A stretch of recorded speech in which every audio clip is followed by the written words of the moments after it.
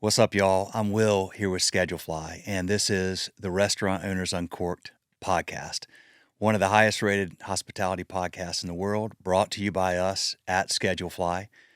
We provide a very simple web-based restaurant employee scheduling software backed by legendary customer service. If you're on pencil and paper or Excel, or you're on some software with tons of bells and whistles and features you don't need or use, Schedulefly is the perfect place for you. Easy to use, point, click, and go, and we'll take great care of you. Schedulefly.com, free trial, check it out. All right, y'all, check it out.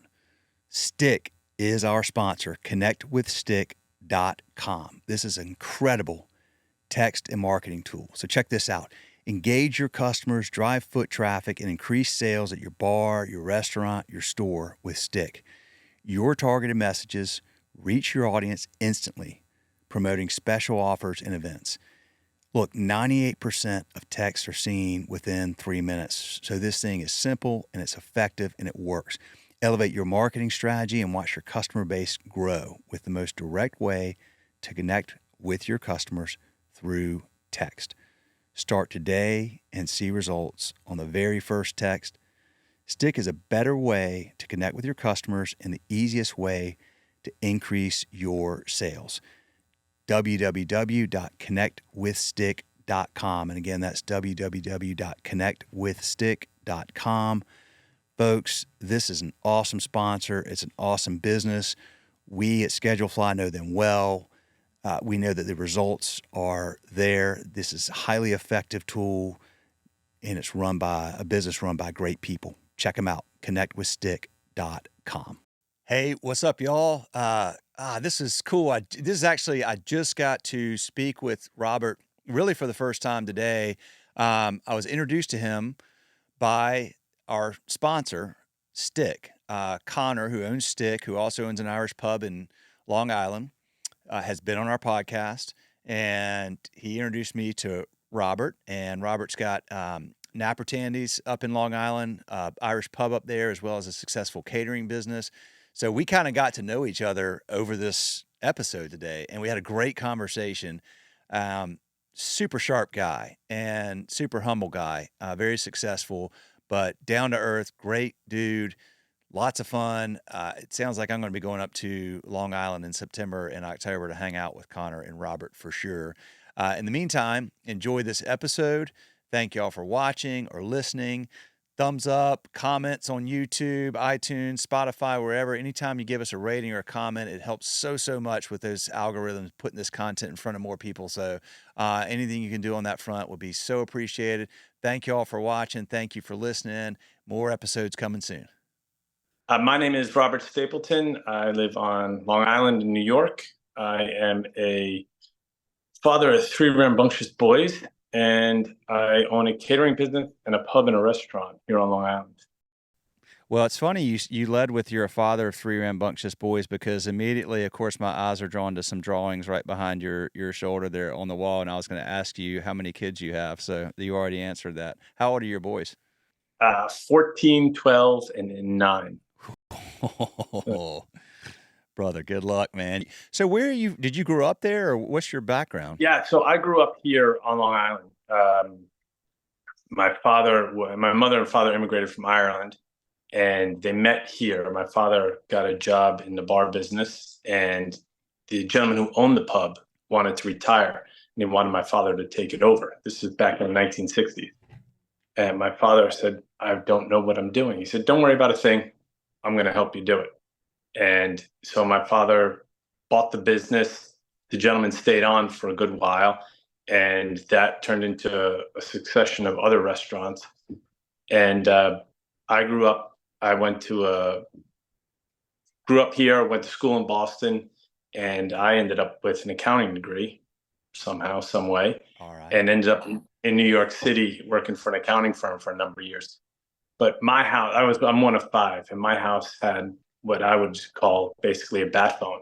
So my father would be at work on a Friday night, and phone would ring, and whoever was closest to my mother when she picked it up was going to work that night. So you were either washing dishes, peeling potatoes, bussing tables, bar backing, whatever it was. So that's how I got into the industry. And I've done it all from washing dishes to, managing, owning, and doing my own thing.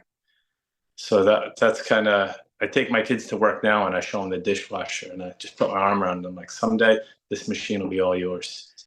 Well, if your oldest is 14, that day might be soon, right? Oh, he's being introduced. Oh man, that's so cool. So, and you went to school in Boston. Yes. I went to Boston College. That's where I met my wife. Okay. And then after, we both worked in New York City for a number of years, and then moved out to Long Island, got married, and that's a long time ago, almost 16 years ago. 16 years ago. Good stuff, man. Well, tell me about where you are now and the businesses you have now. So my primary business is a catering business that I run about 20 miles east in a village called Bellport. Okay. We do a lot of weddings, birthday parties, christenings, communions, bar mitzvahs, any reason people get together. Weddings are primarily what we do. Yeah. And then we used to run a restaurant there. After 2008, we closed the restaurant because once the economy took a spin, disposable income went down, for lack of a better word. I remember it well. And yeah. with that, our membership declined and it just wasn't a feasible option anymore. So, but the catering was still good. We went through some tumultuous times between 2008 and then COVID, but we're back on track and things are going well.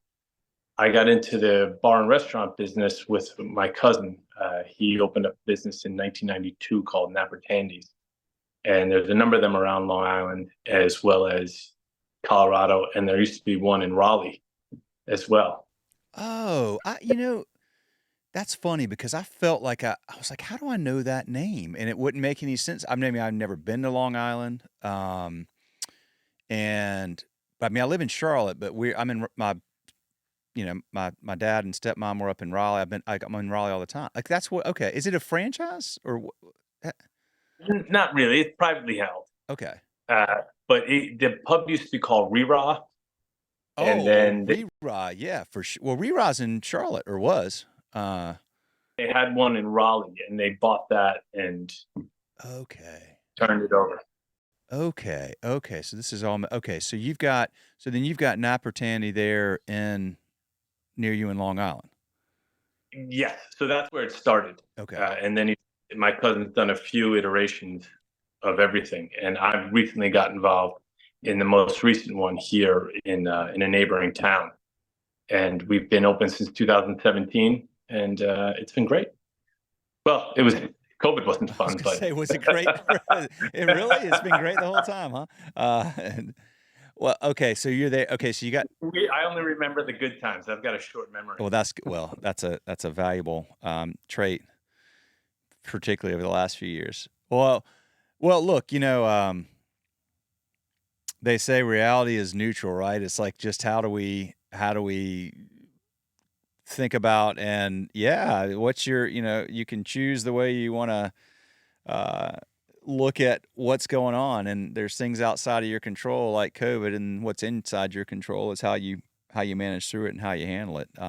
It broke some people, man. It was hard. I mean, it just, and there's still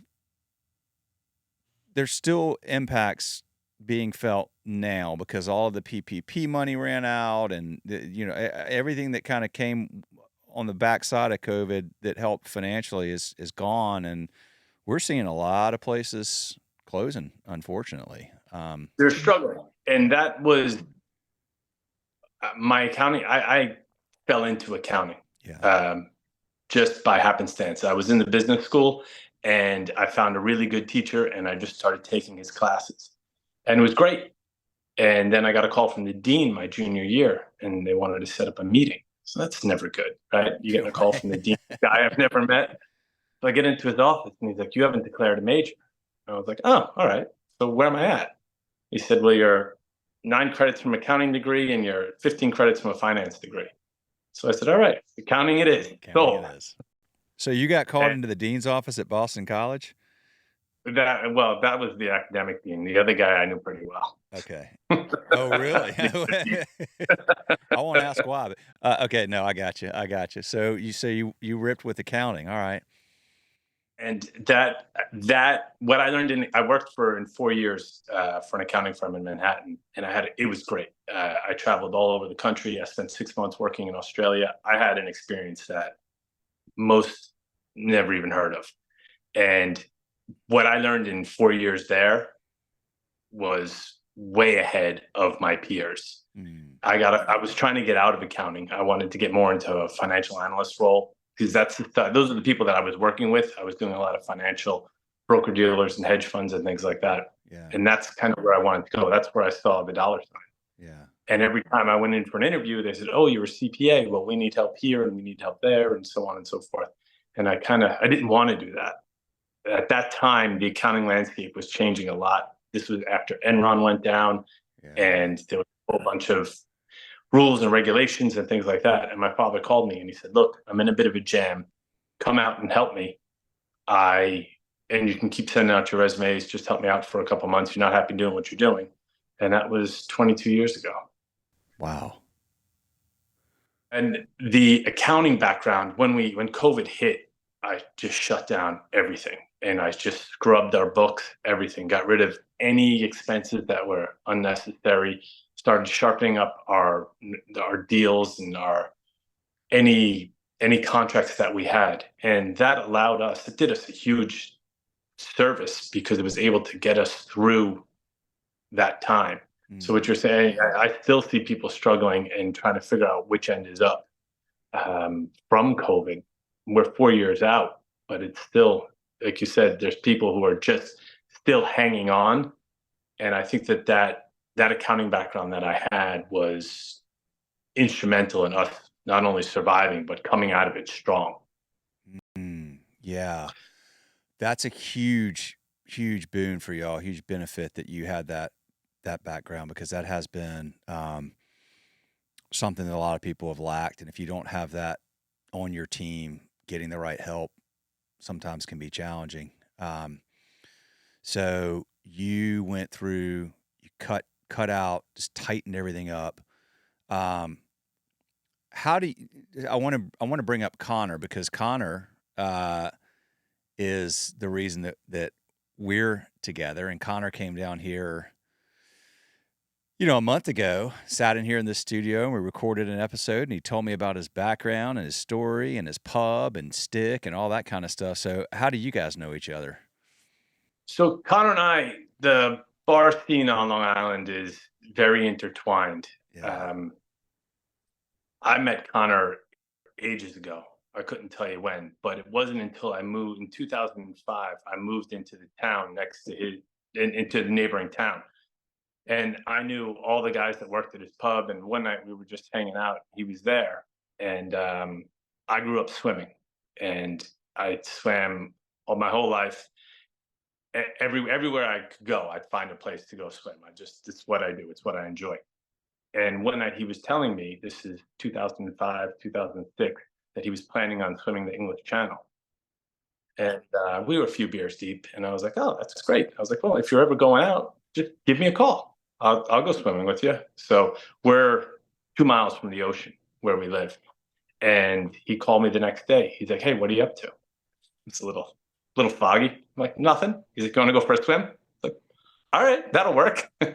And that was 2005, 2006. I think he swam the English Channel in 2009 or 10, Yeah. something like that.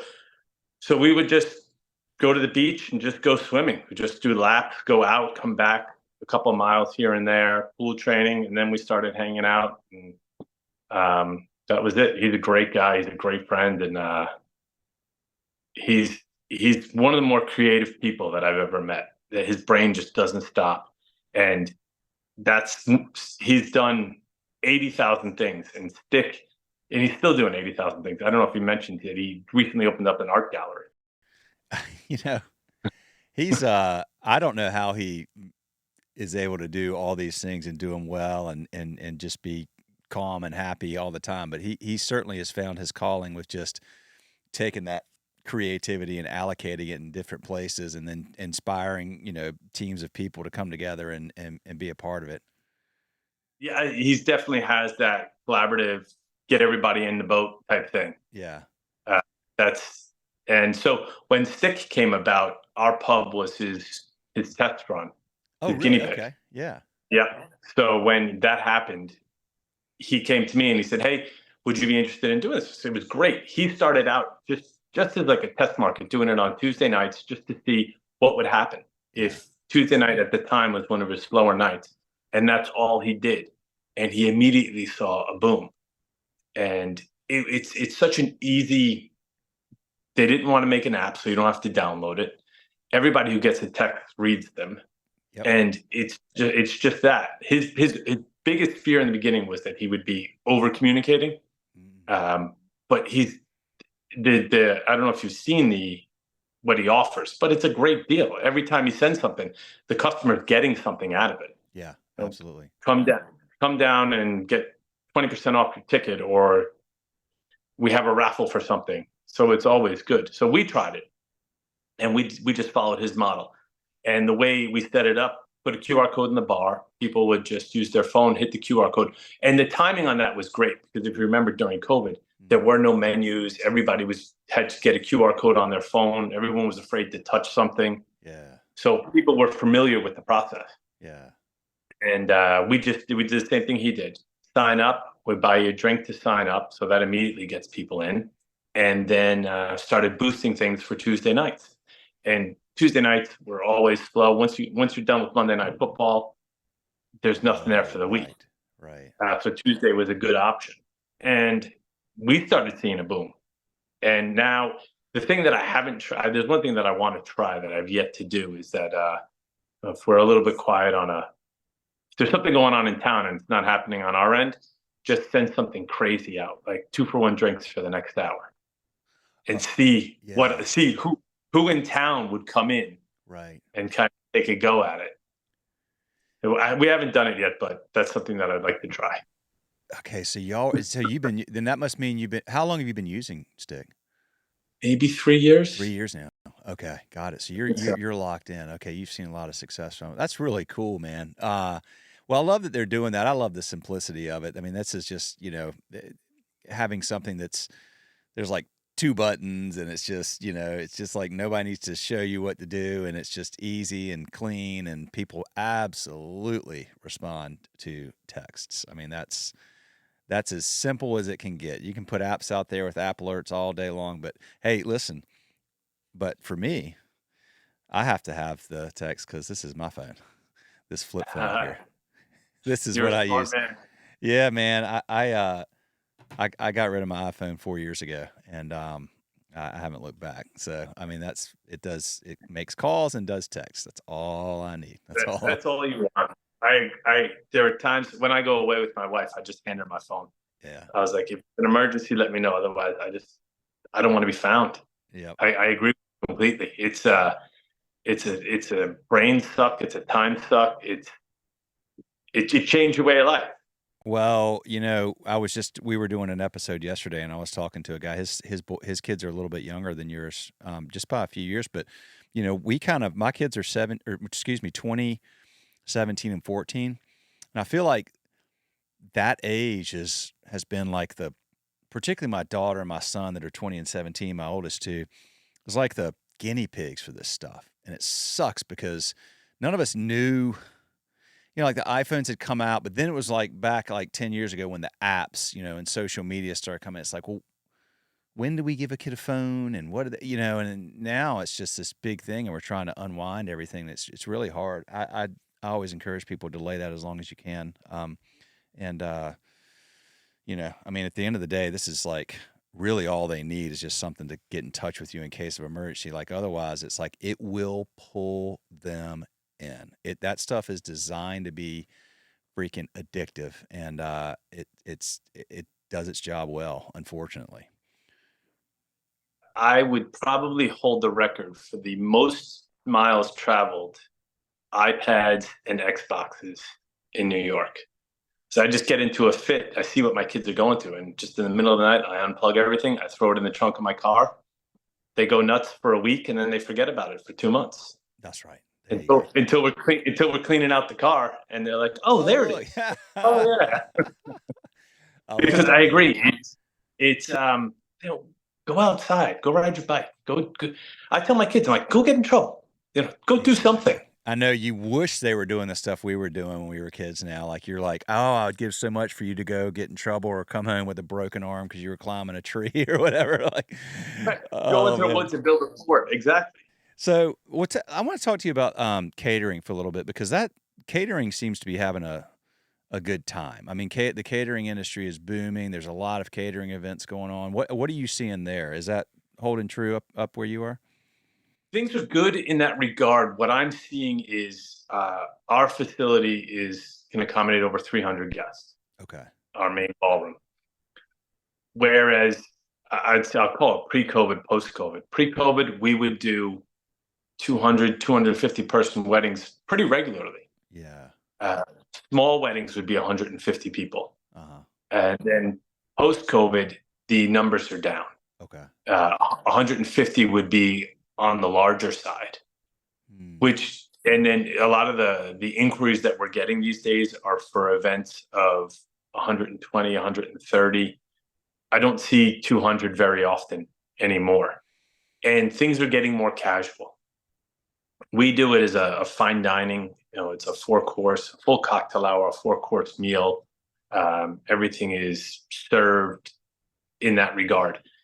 What I'm getting requests for more and more now is more casual, more laid back, less pomp and circumstance, things like that.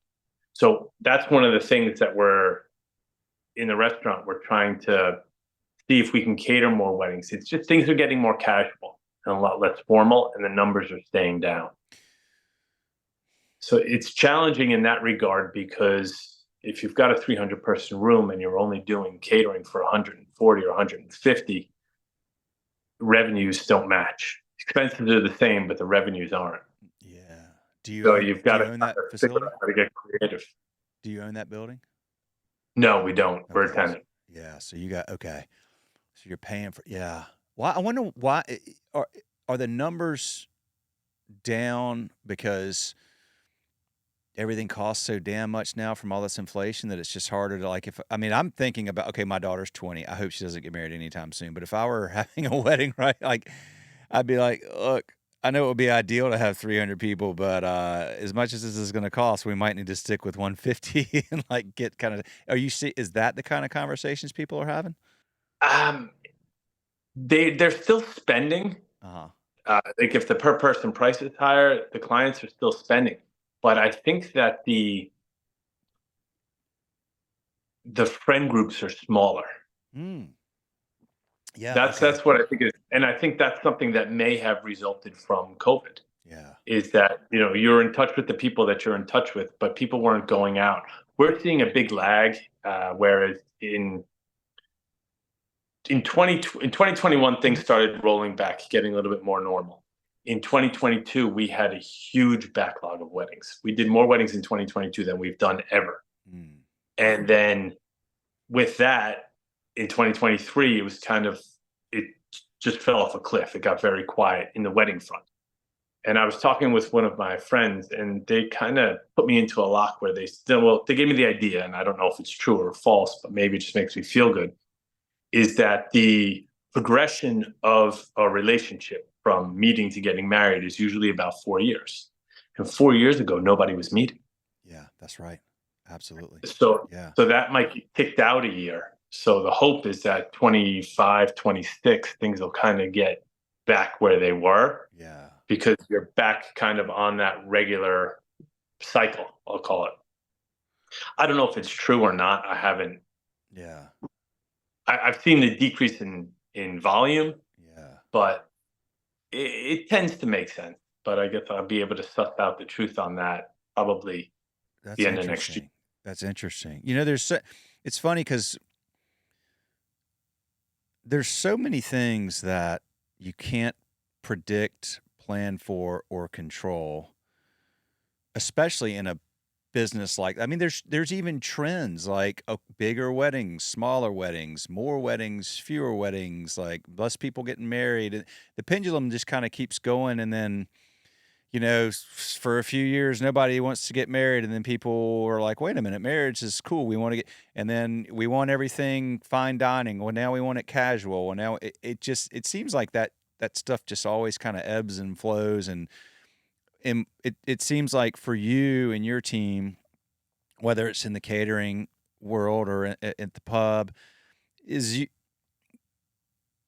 you have to just focus on like what can we control and what are the things that we can do. No matter, one thing we can control is how agile we are, and like how do we navigate through need for fine dining or need for less formal or larger or smaller. And then what we can control is how do we serve our constituents, our guests, and how do we make them feel, and what's the experience we give them. We can control taking a tool like stick and using it the right way, not overusing it, but then using it as a way to maybe draw people in on a simple tool that helps drive business when there's a lot going on the other side of town. Well, why don't we try making this?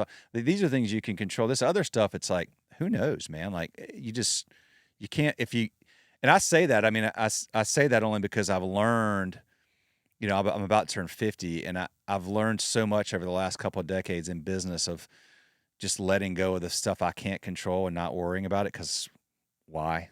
Like I tend to be it took you a long time to get there. it took a long time to get there. I still have those nights where I wake up at 4 a.m. worrying about something I can't control, and I'm staring at the ceiling. Yep. And I know this, and I can come out and say that I've completely lost my mind because I know I can't control it. I've accepted that, yet I'm still staring at the ceiling at 4 a.m. Yep. It's hard. I can't figure that out. But something you said earlier there about experience, that is where we focus on. It's the customer experience and the value that we offer. Yeah. And that's what I drive home with our clients. Yeah. It's everybody comes to you with an idea of what they want, what they've seen somewhere, what they heard about, and then about being agile. We just talk through it to try and figure out what about the wedding you went to did you really like? What about the wedding you went to did you not like? What do you have in your head as a vision that you want? Okay, and now let's take those three things and start putting something together. Yeah, absolutely. Absolutely. And then you execute on that as hopefully really well, and have one more happy customer. And it's just that stuff. I mean, I think about that with our business with Schedule Fly. I want everybody to have a great experience and a positive reaction with our brand, and that I know we can always control that. There's so many other things I can't control how much money my competitors raise, or I don't, like all I can do is go, well, each interaction there's a have you ever heard of the story of it's like a metaphor, but it's the story of tossing starfish? No. The little girl. Oh, it's the go ahead. Sorry. Yeah, it's like like there's this little guy these guys walking down a beach, and he sees a little girl out there, and she's like picking up starfish and tossing them back into the ocean. And he walks up, he's like, "What are you doing?" She's like, "Well, I'm tossing these starfish back in the ocean because the tide went out and they're going to die. They're going to bake out here in the sun and die, and so I'm tossing back in." And he's like, "Yeah, but there's miles and miles I can see down the beach there. There's thousands and thousands of starfish, and what you're doing is like, it's not going to make a difference. Like, look at all of them." And she picks one up and she throws it in. She looks at him. She goes, "It made a difference to that one." And that's like, that thing, like I can't control it, but hey, for each interaction I have, I can make a difference. And that's powerful. And of course that story goes on that then he started tossing starfish, and other people asked him what they're doing. And next thing you know, like thousands of people are out there, and they all, they toss all them back in or whatever. I just think that's a cool story, but it's like she's just focusing on what she can control, and hopefully good positive things will come with that, and more people will be a part of it and be inspired by what you're doing. And then, that sort of organic growth is something that just takes place because of, just focusing on that one customer. Yes. And I agree. I got into this because I like helping people. Yeah. And that's if I'm doing an event, if it's a happy occasion, if it's a sad occasion, whatever it is, you're helping people, and that always comes back to you. And selfishly, I feel good about me, and that I kind of permeate that through our team. Yeah. Like this is, yeah, it's a job, and yeah, we hope to make money, and everybody wants to be successful and everything. But I've done weddings for families where I haven't gotten to the point where I've had weddings for kids of people who we did weddings for, but my father has. He said grandparents where we're doing the grandkids weddings, Yeah. and that's the community that you're building, Yep. and that's what it's about to me. Yep. It's I tell people all the time, if I'm sitting down with somebody and we just start generally talking about whatever, and then we'll end up knowing someone in common. But we live on an island. Yeah. You're going to know everybody, so be nice to everyone. That's right. And I feel like that gets lost because everybody's, sometimes it's car dealership type where everyone's trying to nickel and dime and backdoor and this and that. And I don't have time for that. That would keep me awake at night more than, the nonsense that does keep me awake.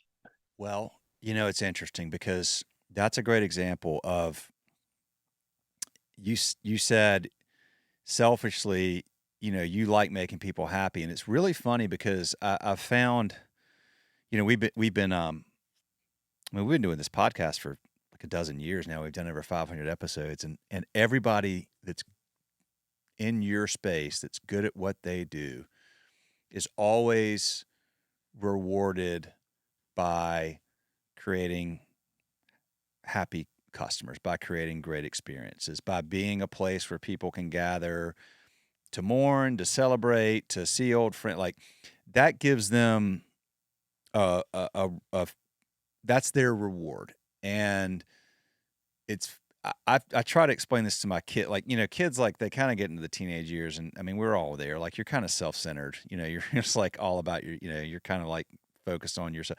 I'm like y'all, I'm like super selfish, therefore I focus on others all the time, and I try to help others all the time because when I do, it makes me happy, right? It's like that. So ultimately, you can say that I'm selfish because I want to be happy, but the way you get that is by focusing on others. I'm like, kids, like, if you focus on you, you'll be like, that's why you're like unhappy right now because you're like, all you're thinking about is you. Go focus on somebody else, do something good for somebody else. It will make you so happy that you're like, wait a minute. Every time I focus on somebody else, I'm happy. Every time I focus on me, I'm miserable. I guess I'll just focus in on everybody else all the time, and then I'll be happy. Like so it's ultimately a quote selfish thing. But I just think that hospitality, that's what, people that really enjoy making others happy are just really good at that. And if you're really good at that, and that's what you really care about, you'll probably find a way to be successful in hospitality. If you're doing it for like you said, the nickel and diming, or you're trying to do it to make money, man, find something else to do. Cause A, it's a hard business to make money in, and B, like, it's just not going to work. And now you're banging your head against the wall. My kids, you tell your kids, eat your vegetables, brush your teeth, do this, do that. My kids, they're haunted because every time I take them to the bus stop or I drop them off at school, whatever, I always hit them. I'm like, help somebody today. Help Yeah. somebody today. And when they get home from school, it's not how was your day? It's not. That's the first question I ask. Who'd you help Oh, today? I love that, dude. And they started coming back with these real bogus answers, like, oh, so and so dropped his pencil, and I picked it up. I'm like, come on, you can do better than that. And then they'd start thinking about it. Like there'd be three of them would be there, and I'd ask them the question, and they'd all pick somebody else to go first, so that they could come up with some story. But that's what I'm trying to instill. Yeah. Check it out. Stick is our sponsor. Connectwithstick.com. This is an incredible text and marketing tool. So check this out. Engage your customers, drive foot traffic, and increase sales at your bar, your restaurant, your store with Stick. Your targeted messages reach your audience instantly, promoting special offers and events. Look, 98% of texts are seen within 3 minutes. So this thing is simple and it's effective and it works. Elevate your marketing strategy and watch your customer base grow with the most direct way to connect with your customers through text. Start today and see results on the very first text. Stick is a better way to connect with your customers and the easiest way to increase your sales. www.connectwithstick.com. And again, that's www.connectwithstick.com. Folks, this is an awesome sponsor. It's an awesome business. We at ScheduleFly know them well. We know that the results are there. This is a highly effective tool, and it's run by a business run by great people. Check them out, connectwithstick.com. About 8 years ago, I got a letter home from school in January. Januaries in New York are cold. They're sub-freezing most of the month. And I got a letter home, and the school was doing a hat and mitten drive for the kids. And most people look at this and probably be like, oh, this is great. Well, everybody go buy hat and mittens and donate to the school. I got pissed off. I was like, this is outrageous. Why are they sending this home in January? Any of these kids who need hat and mittens should already have them. Yeah. So I contacted one of the social workers, and I said, hey, let me help you out. Sorry, I just got to get rid of this. You still there? Good. Yeah. I contacted the social worker, and I said, look, let me know what you need. Like this, I just kind of explained my frustration. And she agreed with me, but she's like, this is kind of the way they've always done it. And then I just hit myself in the head, and I was like, okay, so I kind of know what I'm dealing with now. And I said, well, what if we tell me what else you need. Like, what do you have? So there's a pantry that I didn't know about in the district. And I started talking with this woman regularly. And then for a couple of years, I called her in August to say, who needs what? Do you have kids who need backpacks, who need school supplies? So she would just start sending me lists. So I'd take my kids out, and we'd go to Costco, we'd go to Target or whatever. I'd give them each a list and say, you go get 5 of these and 5 of these and this and that. And then we started dropping things off. And I wanted them to see the impact that they could make by helping people. Yep. And it got a little bit bigger and a little bit bigger. So I went and I got a bunch of my friends locally, and I said, guys, this is what I've been doing, but it's getting bigger. The need's getting bigger.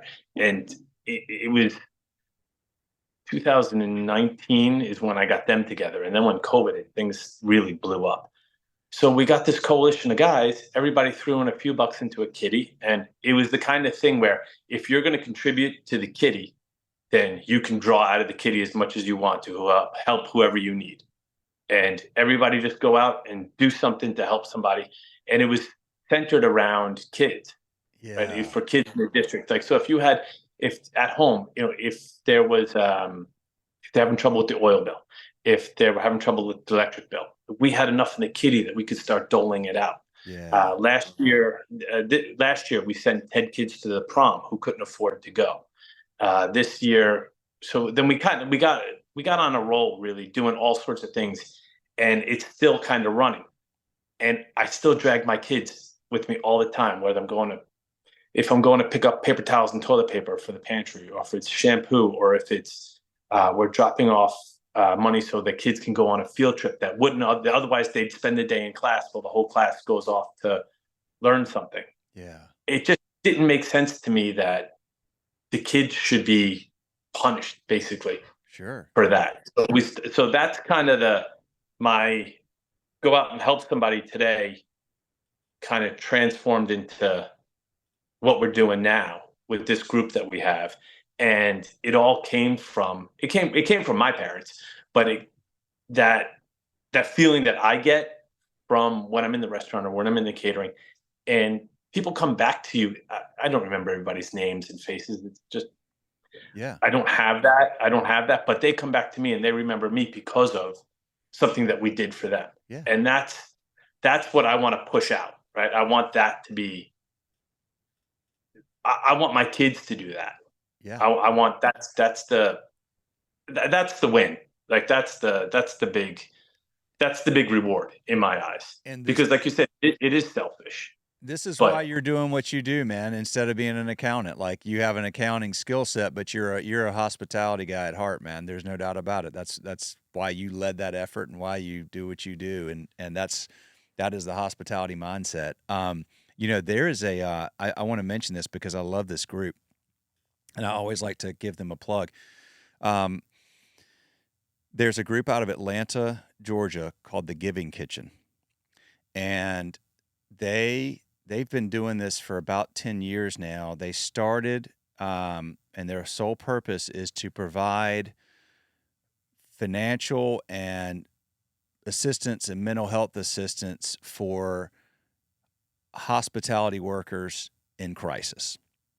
So if you work in the hospitality industry and you have uh, an injury or just some sort of crisis, and let's say you can't work because like this is a perfect example. This is a real example. A lady it was a single mom, Raleigh, North Carolina, I think she was, 3 kids, tripped, like walked off a curb and fell, broke her ankle really badly, had to have surgery, put rods in, couldn't work, therefore couldn't had no paycheck for a while, was about to get evicted, went to the giving kitchen. They were like, you just submit your case. You're like, here's my story and here's what I need. And then they go in and review it. They're like, boom, done. Gotcha. And so, help her out for a couple of months, 2-3 months on her rent and all of her bills so that she can get back on her feet and start working again. That's like a case of they've done thousands and thousands. I think like I can't remember how many thousand. They've given out like $15 million over the last decade, and they're growing like crazy. So it was like in Atlanta, and then it was sort of in the greater Atlanta area, and then Georgia, and then now they're kind of all over the nation. And we have, like at Schedule Fly, we've got customers in all 50 states, and so I always just like to tell our customers about it. And I mean, it's just an incredible organization. It's a not-for-profit, and it all started similar type thing where the co-founder, Jen Heidinger Kendrick, her and her husband, like years ago, he got in a car wreck, and they were both in hospitality, and thankfully they had health insurance because he had like crazy medical bills, right? But they were like, well, what if we didn't have health insurance? Like, so many people we work with don't have health insurance. Like, what would we have done? And it went from that and them having like dinner clubs at their house, like yours, like what you're talking about, like a small group.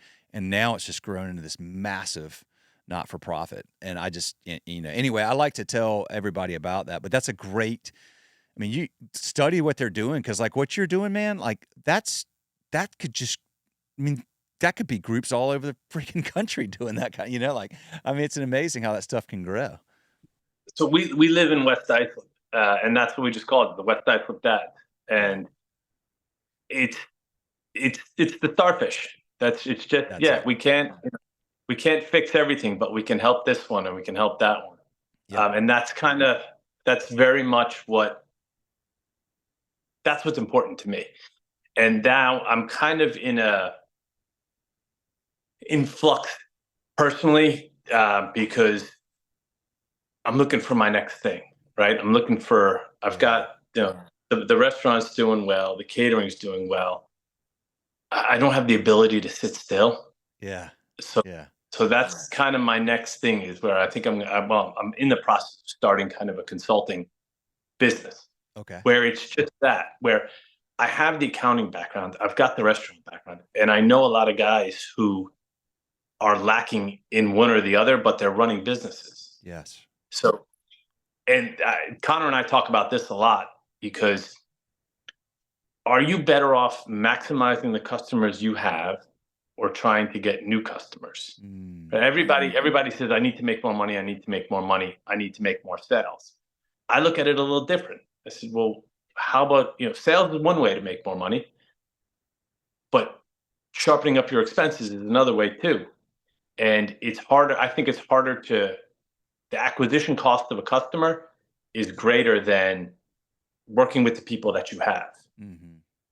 And that's kind of a stick thing, where he's got the people, he just needs to incentivize them. Yes. So what I was able to help my partners do through COVID, in the lingering effects of that, I think I can do on a bigger scale. Yeah. So Connor, we're kind of guinea pigs for each other, right? Because I went into him and I sat down with him and I was like, okay, you can sharpen this up. Let's figure out how. Yes. And we sit down and we just start going through things and trying to figure out where good money is being spent and where bad money is being spent. Mm-hmm. And everything's going up. Insurance is, I looked at one of my insurance bills was up 20% year over year. Yeah. Food costs are going through the roof. Yeah. Labor costs in New York just going, going, going, going. Yep. And the disposable dollar is getting smaller and smaller. So Yep. you just have to figure out a way, and that's kind of my next endeavor. I love that. And you've got a lot of good relationships and contacts up there, and folks that would certainly could use that help. That's fantastic. Yeah, well, you're not so like you're talking about Connor being all. Look at you, man. You got your catering business, restaurant business, can't sit still. Now I'm going to get into consulting. I love it, man. I mean, I have that. I confess I have the same kind of energy. My mind never stops. Now I don't. If I'm sitting still, then I'm going to find some way to like do something. Right. I'm sitting on the couch, like it's a wasted day. Yeah. Like, I could have done so many things, and then by the end of it, you're gassed, and you're just thinking to yourself, maybe I shouldn't have done that. Or if you get, I'm doing too many things. I need to. that's what my wife says to me. In January, February, March, usually I'm quieter in all the businesses, but then I'll pick up a project, and then come April, May, I've got 6 balls in the air, and I was like, if I didn't do that in January and February, I'd probably be okay right now. But you're running around with your pants on fire. I don't know. Maybe I'm broken, but I'm okay with it. It's all right. I feel the same. I mean, I feel the same. I'm like, man, this is crazy, but that's who I am. I'll roll with it. Well, okay. Well, let me ask you this. So the swimming thing, did you swim competitively, or is it just something you just enjoy doing?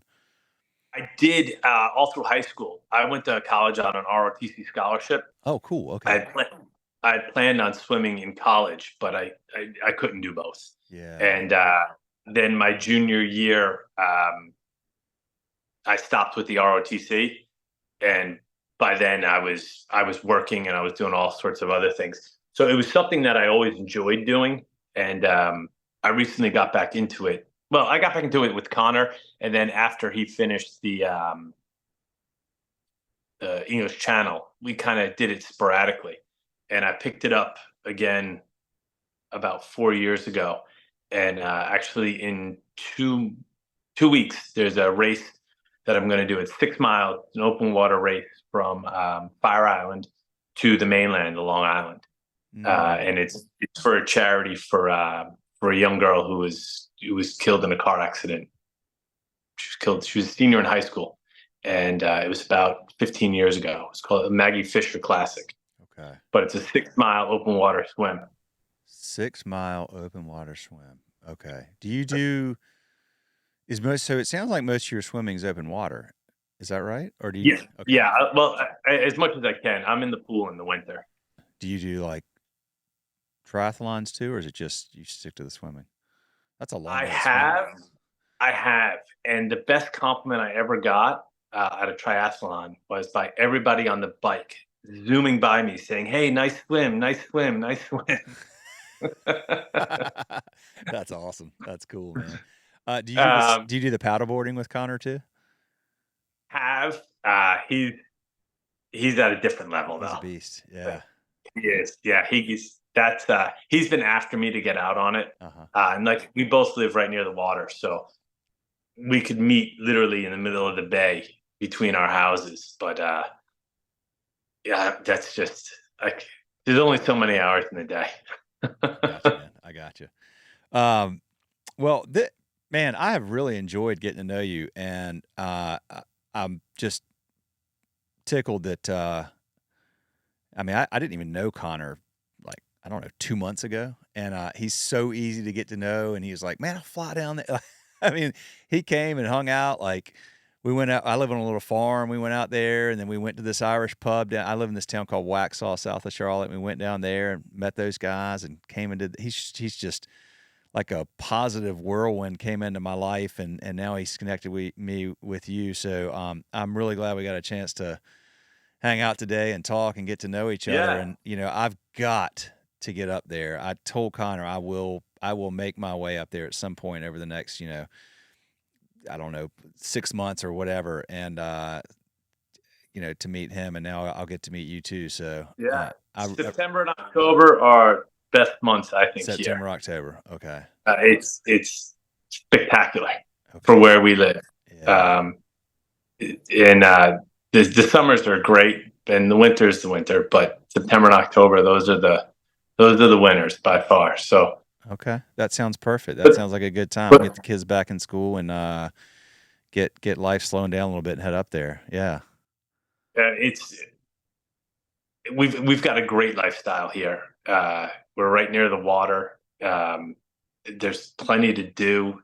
There's this great. I don't know how familiar you are with Long Island, but well, off of Long Island, depending where, is Fire Island, and it's a barrier island, no cars, restaurants, bars, shops, everything, and you can just kind of it goes for miles. It's every little town. The towns are about a mile apart, and there's towns everywhere. It's spectacular. That sounds amazing. No, I don't know much about Long Island. I haven't been out to Long Island. The only thing I know about Long Island is I weirdly read The Great Gatsby every summer, and it takes place out there or whatever. So What's that that? East Egg and West East Egg Egg. and West Egg, yeah, yeah. That was like the first book that my high school. That was like the first book where I actually learned to appreciate good writing in high school because I didn't like reading, and my teacher then I just had a connection, and it really made me appreciate it. So he knows this. We stay in touch. So every summer I pick it up, and it's like how I start my summer. So that's the extent of my knowledge about Long Island. So I have a very skewed view of you know The Gatsby's mansions. yeah, Nick Carraway's little thing buried in the mansions, and we'll come up there and hang out, man. I really enjoy doing this, and I'm Yeah. Have you ever listened to The Great Gatsby? no, I have not. No, It's different thinking. that's Try interesting. that. I Just put it on in the car when you're yeah, driving, yeah. and just listen to it, because the imagery and the subtext, it just provides a different level of, like, I do that with books that I read. If I read a book, then I'll try and listen to Then it, you listen to because it. it's more passive, Hmm. and it just kind of sinks in. It is a little different. It's a good idea. I never have. I've read it a whole lot of times now. I've never listened to it, so I'll have to give that a shot. Yeah, it's kind of cool. Just throw it out there. Uh, Well, I will let you roll. I appreciate you very much. Thank you for taking the time to Thank do you. this, and I'll look forward. September, October. We'll make it a date. That sounds. Put that on one of your kids there. Just ask them, who'd you help today? See what happens. I love that. No, this is great. I'm taking that with me, man. I'm stealing that from you, Yeah, and I'm probably not even going to remember to give you credit, but I'm definitely taking the that's fine. That's idea. fine. All right, man. Great talking to you, Will. You I too, Robert. appreciate it. All right, see you. Thank you. Bye bye. Bye.